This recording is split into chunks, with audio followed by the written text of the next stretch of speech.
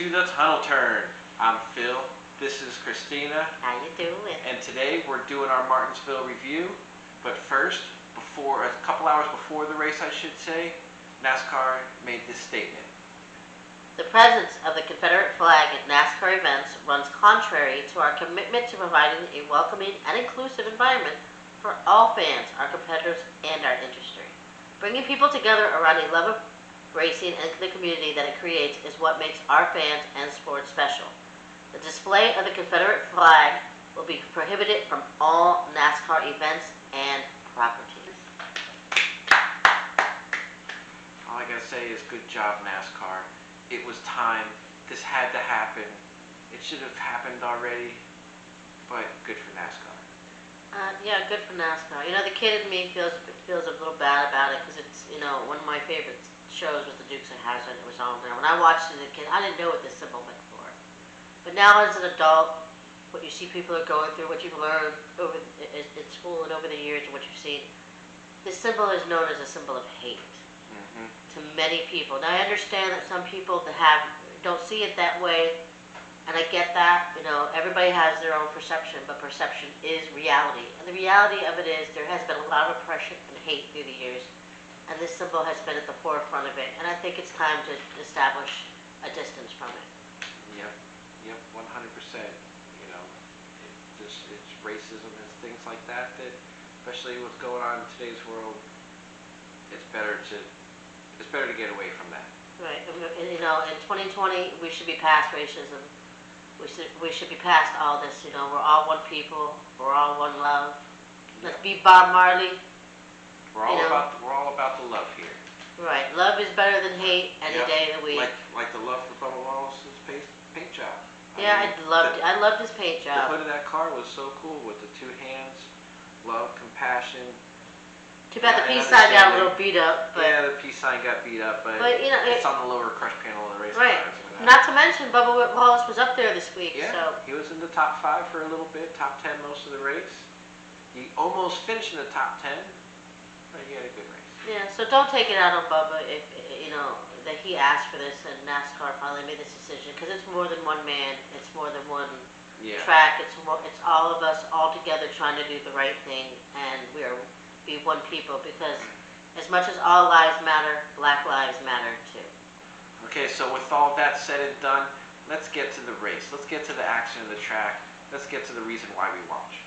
Well, welcome to the lights at Martinsville for the first night race in the Cup Series. And what a race it was. It started out pretty funny. We had Daniel Bryan and AJ Styles were the Grand Marshals, and they did their funny little bit, and they introduced their match coming up for SmackDown. Yes. Anyway, but like I said, it was an exciting race. There was a lot of passes, a lot of, you know, fighting. As much as it's billed as a one-lane track and all bump and run, there was passing. It was a very exciting race. Oh yeah, there was a lot of passing.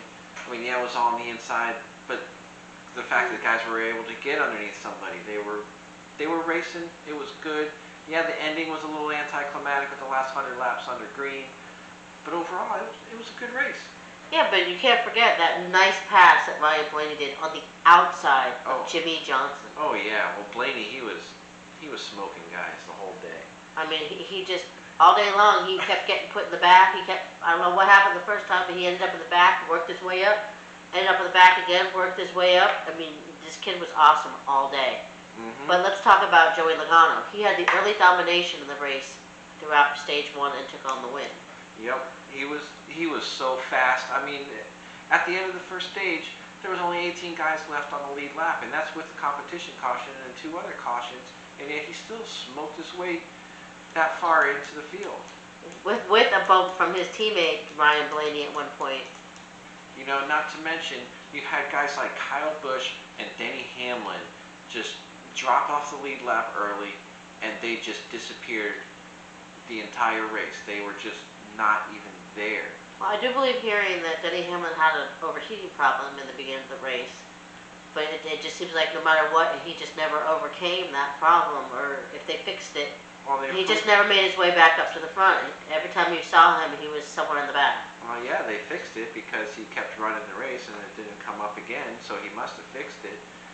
But even still, between the two of them, neither one of them could do anything. And I just don't think Kyle Busch had the time, because if you were watching throughout the race, Kyle Busch was making his way back to the lead lap. I just think he ran out of time to get onto it. yeah, there was a point with about 80 to 90 to go.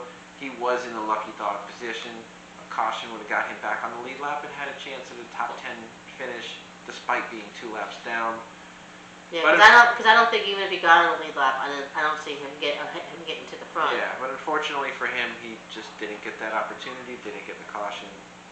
So moving on to stage 2, restart. Joey Logano takes the lead or holds all of the lead, I guess you could say, since he won this first stage. Yeah. 60 laps in, Jimmie Johnson, the man, the king of kings, the 7-time champion, takes the lead. Oh, Mr. 7-time. Keeps the lead throughout stage 2 and takes the win of stage 2. Yep, and he did it in impressive fashion. And what was really surprising to me is they went a whole stage at Martinsville, not one single caution. And it's not like they were going easy on each other. They were doing plenty of beating and banging and bouncing around, but everybody kept it straight. It just shows you how what a class of drivers this is. You know how good they are. You know. Oh yeah. How do you put into words how good they are that they're beating and banging out there on this track? How fast do they go at Martinsville, man? They don't go too fast. I think they top out at 120. But still, 120. Imagine going down your local highway, beating and banging. Yeah. What you'd look like. And 60 miles an hour and, on those tight turns is fast. Exactly. So, give props to these guys that no cautions in stage 2, because that takes really a lot of talent. Mm-hmm. Then we get into the last stage of the race, and man, this stage started off with a bang. I mean, you had Blaney taking the lead from Jimmie Johnson from the outside. Holy moly. For the lead. Holy moly. And it's just a few laps later, all of a sudden, Jimmie Johnson, after being real fast, is sitting in 5th. I don't know how that happens.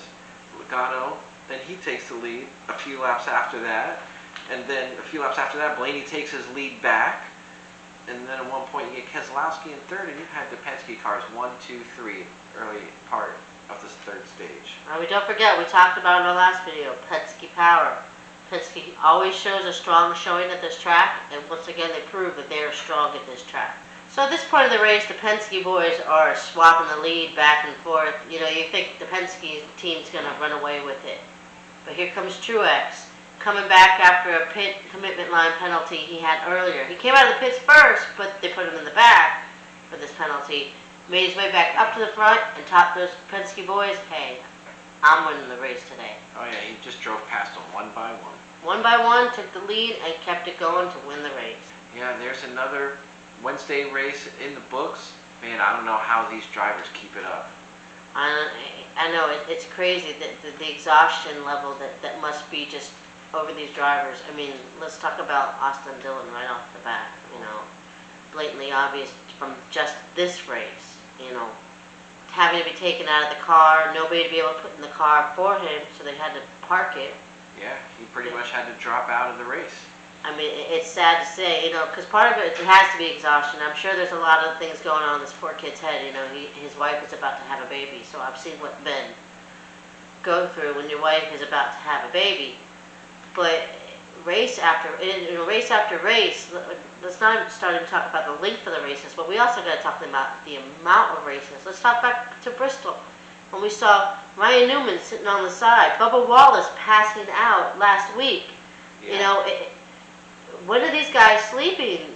There's Xfinity races, truck races, cup races, practices that you know, when they can get them in if they are, but still, it's when do they get a break? They need a break, and this is ridiculous. Yeah, 100% agreed. You know, I mean, the schedule is nonstop, and it's brutal right now. And plus, it's not just that they're doing a lot of races, it's they're doing it in Atlanta, where it's really super hot. I mean, then now they're going to South Florida down here, and Homestead, where it's super duper hot and humid. No kidding. You know, we live down in South Florida, so we know what the weather's like down here. It could be rain one minute, hot and sunny the next, and it's hot, it's sticky, it's nasty. You feel like you've just jumped in a pool in your clothes all the time. So imagine that in a race car with a fire suit, with all the equipment on you, helmets, and Yeah, It's got to be insane. I don't know how these guys do. They're true athletes to be able to sit in these cars or ovens on wheels and bake and be able to perform. Yeah, you can't say that these guys aren't athletes. It's hot. It's tough. Yeah, But definitely give them their props. Fortunately for them, after this week's race at Homestead, there is no Wednesday race, so they will get a little bit of time, a little bit of a breather until Talladega coming up next. Hope so, because I really think they need it. All right, and looking at the results, obviously Truex won, and you got all three Penske cars in the top 5, 2, 3, and 4. They just had a lot of power, all three of them, all day. We'll also look in, we have Matt Benedetto finishing 7th. Really good, impressive run for that kid. Yeah, not to mention, he started 19th. He had a little trouble in the middle of the race, I believe. What happened again? Yeah, he stayed out early in stage 2. This call didn't work out too well for him, and he fell back so far he even lost a lap, but was able to get the lucky dog. Yeah, put him back on the lead lap, brought him back up. He ended up with the 7th place finish. Yeah, he raced his way right back up there. He looked really strong. Had Not a bad. fast car. Really, all day long. not bad for Benedetto. Yeah, William Byron is another one. He had an issue earlier. He had a penalty, tire violation, and went back, and he wants, same as Benedetto, charged right back up there and got himself a much-needed top 10. Definitely. Also we got Bubba Wallace, 11th place, his best finish at Martinsville. Yeah, we don't normally get to talk about Bubba Wallace, but he was up there this week. One of his best finishes at a track he did say was one of his favorite tracks. Then we got here a surprise, Kevin Harvick in 15th, down the lap. My winner pick, what happened, man? Yeah, he was up there a good part of the race, and all of a sudden at the end he just dropped off. And then Kyle Busch, we've talked a bit about his struggles. He ended up 19th, which I guess he salvaged something. Yeah, considering, I don't remember, I think LaJoie stayed out and a whole bunch of cars got caught on a lap down or something right at the beginning of the race. Yeah, he couldn't get the wave around because LaJoie didn't pit, so you have to be between the leader and the pace car to get the wave around, and he wasn't. Right, now let's get to where the real money is, down to the point standings. This is what they fight for week in, week out. Oh yeah. Kevin Harvick had his big lead, so he's still up front, even though it shrank. It's only down to 28 points now. Truex, only 28 points? Yeah, only 20. I know, that's still a lot. Truex manages to sneak up to 4th now. He keeps getting that little bit more, a little bit more, a little bit more. He's going to be in there. And then you got Ryan Blaney with his good run. He got himself up to 6 in points. Sounds good. He's getting better and better. But what about Ryan? Look at Denny Hamlin. Denny Hamlin loses 2 spots because of that bad race at Martinsville. I know, who would have thought Denny Hamlin would have had such a bad day here? This is a track that Denny Hamlin loves. He is always up there with this track, and it was just a shock to see him stuck in the back all day and just not able to get up there and race with the big boys. I know. It's crazy. It's crazy. I guess even best at his track has a bad day. Moving on, let's look at Jimmie Johnson moving up 2 spots and getting himself into the top 12, which is very important because now instead of starting in the teens and maybe 20s, he can start in the top 10. Not to mention, that drive for 8 is still alive. Oh yeah. You can't tell me there's not a part of him that does not want to win the title to retire. Heck yeah. A racer has got to want to win the title to take it out with him. Yep. All right, looking at the bubble drivers now. Matt Benedetto, he moved up 2 spots. He's got a 30-point cushion. He's really in a really good spot. Sounds good to me. And then you have Eric Almirola. Eric Almirola. He lost 3 spots, and he's now only 16 points ahead, which isn't terrible, but where he was a few weeks ago, it's a drop. That bubble's always going to be up and down. You never know what's going to happen. Yeah, and Eric Jones, he's hanging in there 15th, only by 9 points. William Byron got himself on the right side of things after his good top 10 finish today.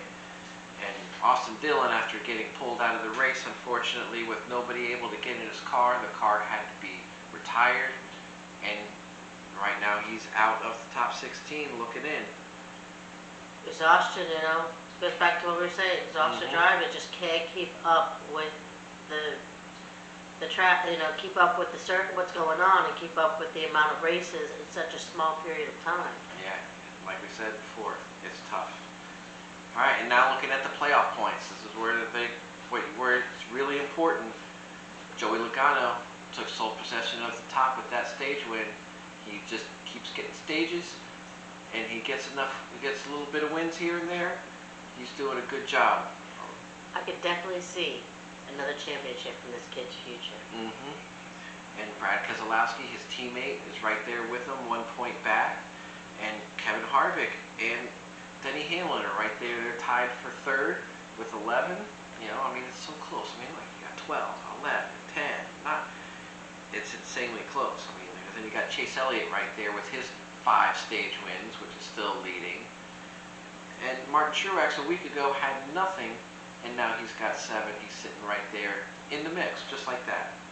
And then we're going into Homestead, Miami, and all these guys are good at this track too. So it's gonna be insane the rest of this year. At some point, 1 or 2 of these guys, they're gonna go on a run and boost them up. It can happen to any one of them. Yep. Who? We'll see. Yeah, but only time will tell. All right. That about covers it for today's episode and this review. Coming up, the next race is on Sunday at Homestead Miami Speedway. So we'll have our Power Rankings episode on Saturday. Sounds good to me. So bring your Power Rankings, comment below, get in on the conversation. Let's talk about it. If you like the Tunnel Turn, please like, subscribe, and share. Tell your friends. We want to keep bringing you content. So if you want something for us to talk about, let us know. Put it in the comments. We'll bring it to you. Anything you want to say, sweetheart? No, that's it. Other than, until next time, have a good day. Peace.